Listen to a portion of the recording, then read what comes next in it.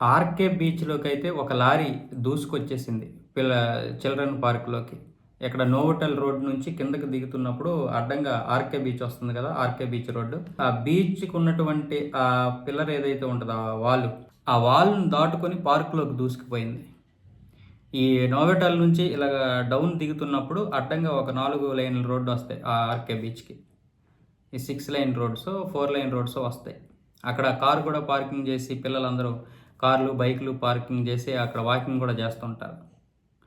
అక్కడ ఉదయం తెల్లవారుజామున అయితే అందరూ వాకింగ్ చేస్తున్నారు గానీ, సరైనటువంటి ఎవరు అక్కడ లేకపోవడంతో పిల్లలు లేరు, పెద్దవాళ్ళు లేరు, ఎవరు లేరు. అక్కడ పార్కింగ్ కూడా ఎవరు కారు, బైకులు చేయలేదు కాబట్టి ఈ ప్రమాదంలో ఎటువంటి ప్రాణ నష్టం జరగలేదు గానీ, ఒకవేళ అక్కడ గనక పిల్లలుంటే పరిస్థితి ఏంటి? అది లారీ బ్రేక్ ఫెయిల్ అయింది. బ్రేక్ ఫెయిల్ అవ్వడంతో కిందకి అది అదుపు తప్పకుండా ఆ లారీ లోడ్‌తో ఉన్నటువంటి లారీ కిందకి దూసుకొచ్చేసింది.